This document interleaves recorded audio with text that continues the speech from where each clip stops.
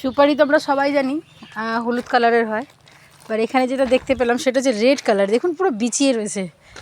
সবাই ভাববে হয়তো কোনো ফল, বাট এটা কোনো ফল না, এটা হচ্ছে সুপারি।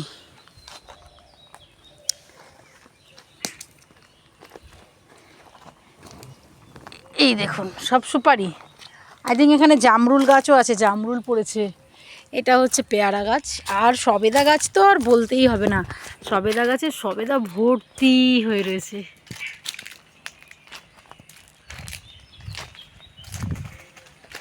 এই গাছটায় ভর্তি। এই দেখুন লাল সুপারি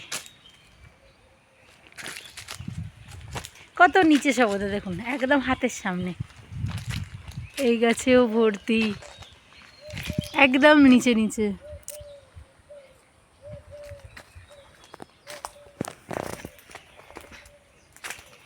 এই একটা গাছ যেখানেও ভর্তি।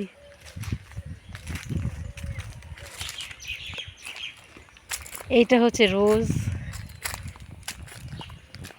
খুব সুন্দর। এই একটা গাছ যেখানে ভর্তি, একদম হাতের নিচে নিচে।